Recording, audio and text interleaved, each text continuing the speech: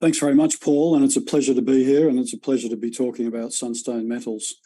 Let's go to the next slide and then the one after the disclaimer, please. Okay, so very briefly, Sunstone, as stated in the introduction, we're focused on mineral exploration in Ecuador. Our current market capitalisation is moving between 70 and $80 million Australian. We've been working hard to get a good capital structure, and we've got a significant component of institutional and family office entities on the share register. Board and management also are well invested in this company, so we're fully aligned with shareholders. Just very briefly on Ecuador. Ecuador is pro-mining. There's presidential elections due to happen between now and the end of the year. The most likely outcome of that is that we continue to have a pro-mining regime. There's two modern operating mines having a significant or making a significant contribution to income in Ecuador. Why be in Ecuador? Very simply, the belt of rocks that run north and south through Ecuador are the same belt that contain the world's largest copper and gold deposits in Chile and Peru to the south. But Ecuador is very unexplored, and so there's huge opportunities here, and you'll see the mining industry in Ecuador grow considerably over the next 5 or 10 years. Next slide, please. So what is the investment opportunity? Well, the investment opportunity is all about discovery. Discovery adds huge value. The team at Sunstone has been involved in a couple of discoveries in the past, and both of these discoveries added hundreds of millions of dollars to the market cap of the companies that made those discoveries. So we're hoping to deliver that on two projects, Bramaderos in the south and El Palmar in the north. I'll talk in a bit of detail about both of those today, but there's a couple of key messages for today. At Bramaderos in the south, the Limon gold-silver discovery that was announced a few weeks ago is a breakthrough opportunity. This is a very significant development, and we've discovered near-surface high-grade gold and silver. This is a front-end opportunity to what potentially could become a 10 million ounce gold equivalent camp. Very significant opportunity. In the north, at El Palmar, we also announced a discovery at the T3 target. That, combined with the work we've done in the past at the other targets, T1, T5, is likely to move El Palmar to the big league of very large gold-copper discoveries. We're in the right belt of rocks. We expect that to happen. So I'll walk you through those, and we'll go into a bit of detail on each one. So next slide, please. Okay, so let's start in the south of Ecuador, Bramaderos. Before we go in and look at some of the technical results, the location is critically important. So this adds a lot of value to the opportunity. The location is right next to the Pan-American Highway, so that's a good quality bitumen road that runs the full length of South America. It takes us an hour and a half to drive from a commercial airport on a bitumen road out to our camp facilities. So we're very well set up. We're only 900 metres above sea level, so there's no high Andean issues. And the area is actually pretty arid. For 9 months of the year, there's almost no rainfall. And a lot of the agriculture here is limited by those weather conditions, primarily corn and peanuts. And then there's goat and cattle farming in some of the other more mountainous areas. So let's go to the next slide. Okay, so very simply, this is the Bramaderos project. This image shows you gold in soils. So the warm colours are where there's more gold. All of those names that are outlined in yellow there are names of porphyry and epithermal gold, copper, silver opportunities within the concession. So this is not just a single deposit discovery. This is multiple deposits that all occur within about 4 kilometres of one another and would form the basis for a significant development opportunity, sourcing material from a number of different open pits. Next slide, please. Okay, so Limon, let's start there. That's where we're working at the moment, up in the northeast. So we've delivered some very significant gold-copper results, and then most recently, globally significant gold-silver intersections, 185 metres at nearly 3 grams gold equivalent, and within that was an interval of 30 metres at 13 grams. Very significant, and we're following that up at the moment. The mineral resource shown in the solid polygon outline there, that was released in December last year. That's 2.7 million ounces gold equivalent. And then the exploration target, which is in addition to the resource, delivered in the range of 3.3 to 8.6 million ounces gold equivalent. So you can see when you add all those up, you add some exploration results that deliver additional discoveries. The concept of a 10 million ounce district is certainly achievable, and that's what we're aiming to deliver. Next slide, please. This is what Brahma Alba looks like. So this is the resource, the 2.7 million ounce resource. Mineralisation from surface, it's a positive topographic feature. Strip ratio would be very low. Access is fine. The Pan American Highway is just off to the left-hand side of that photograph. So if you're going to find a mine anywhere, it's this sort of country where you want to find something. And there's lots of potential upside. So if we go to the next slide, this resource was pit constrained. So the 2.7 million ounces is only the material that falls within that pit that's shown there. There's a lot of material that's still mineralised that's outside the pit. So our resource, with more drilling over time, will grow. And you can also see from the colour coding on the drill core legend that there are domains, and a number of them are quite close to surface, with higher grade intersections than the overall resource grade. So again, an ideal way to start a development, removing the high grade material first. Next slide, please. But all the action is Le Mans, and this is the one that you need to remember. This is the one that you'll see news flow on in August, and this is the one that's generating all the excitement, and particularly with the delivery of that globally significant result in hole 26 from Le Mans. This is what it looks like. Exposed hills, again, mineralisation from surface. You can see there's not much vegetation growing. That's because all the rocks have been altered because they contain so much gold and silver. So ideal place to be making a discovery. Next slide, please. So the image on the left is gold in soils. So you can see there the several areas circled in red. They're additional targets, but the main area of drilling, you can see there with the grid of holes across it and then enlarged on the right-hand graphic. This is the area where at the moment we're drilling. We've got 4 holes in the laboratory. We expect all those assays to be back in the first half of August. So we expect to be able to make a release on those around mid-August. This is a hugely significant discovery. High grade from surface, structurally controlled. We know we've got a very large exploration search space because we see evidence of these systems from surface to a depth of 600 metres, and we've got these multiple other targets. So the upside potential for the Le Mans discovery is very, very significant.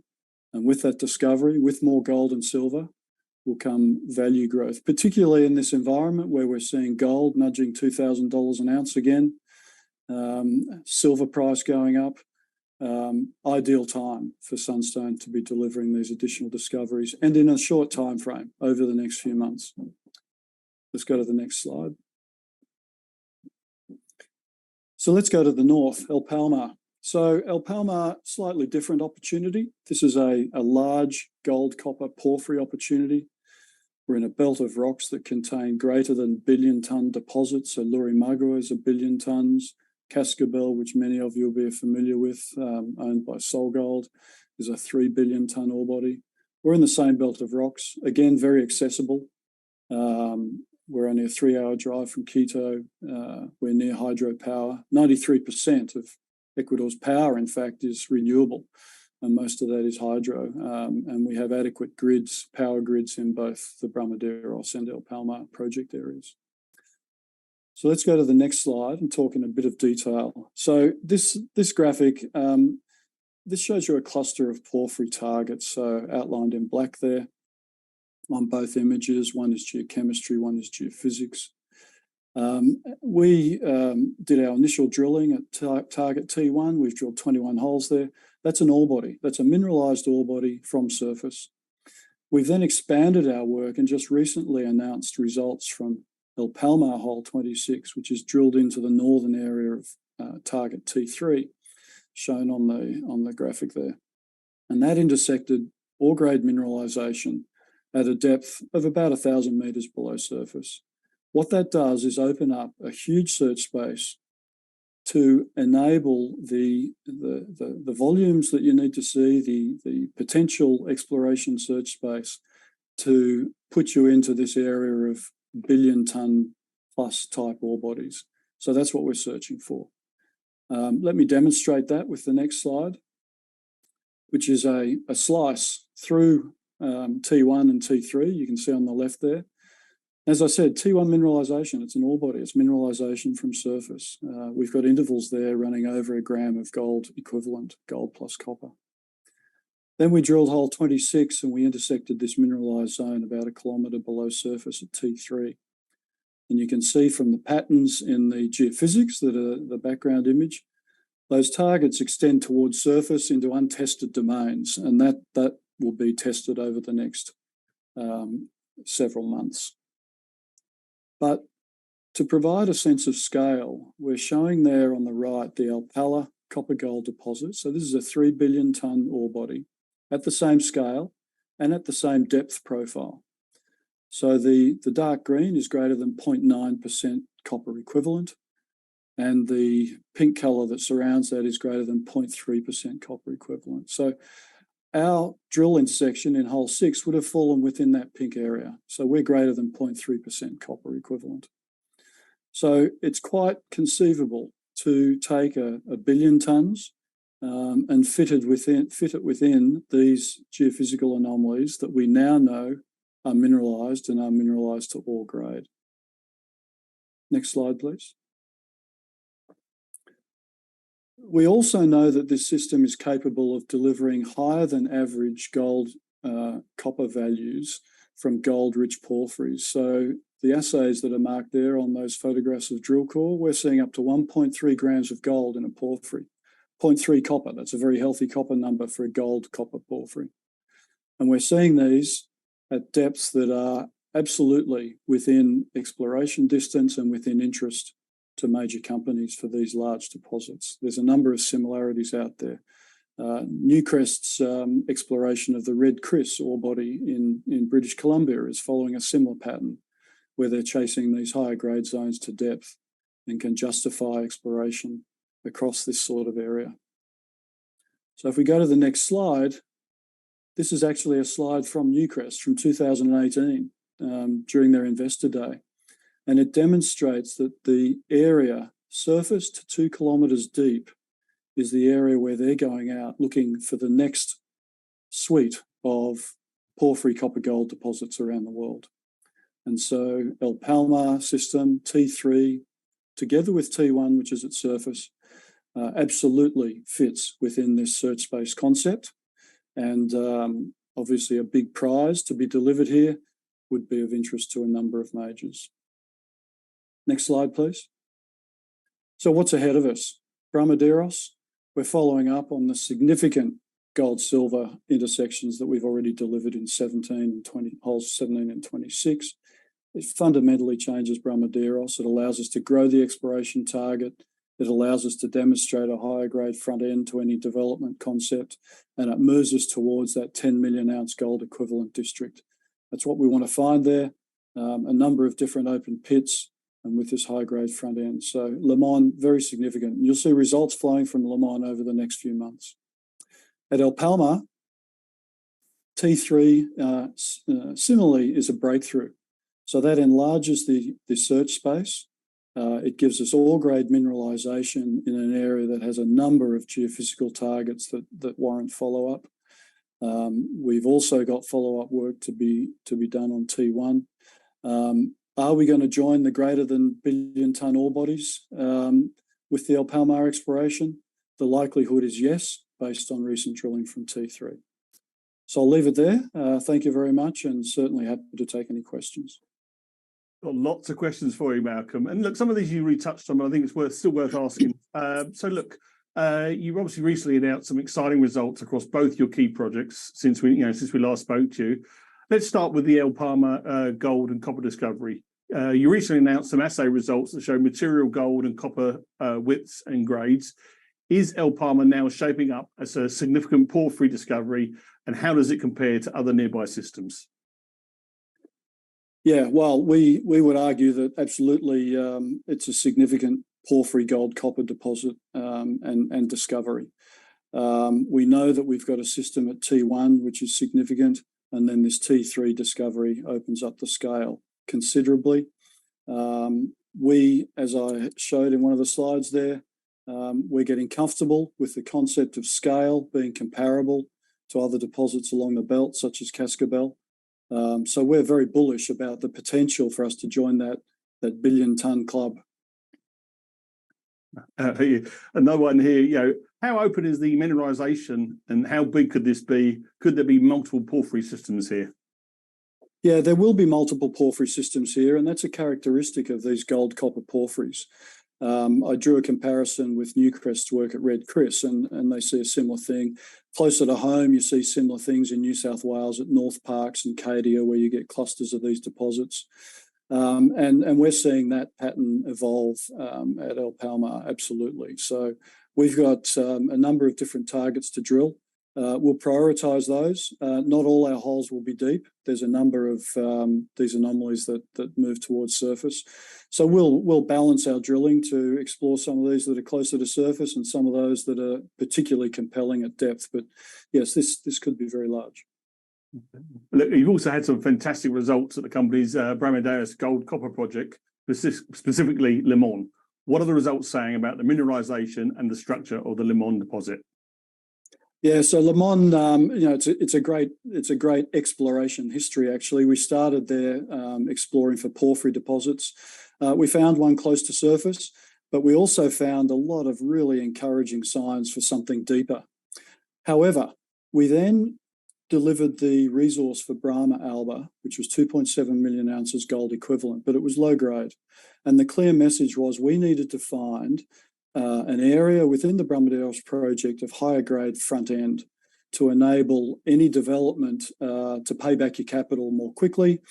And so we identified Limon as giving us the highest likelihood of delivering those high grades. We went there, we drilled holes, and we've delivered that. So that should give investors a lot of confidence that we know what we're doing and that we can deliver more. So what we've delivered, however, is a gold-silver system that geologically is related to a porphyry, but it's not the porphyry itself. But that doesn't matter. This is a near-surface gold-silver system that's much higher grade. These systems are never just a small isolated pod. We're already seeing multiple structures, and it seems like where those intersect, we're getting the higher grade zones. So a few more drill holes, bit of news flow over the next couple of months. Should give people confidence that this is just more than one or two holes intersecting mineralisation. We're watching very closely. And one here, you're surrounded by several large players. Have they shown any interest in your results so far? So look, the industry in Ecuador is relatively small, I suppose, and everyone knows what each other is doing.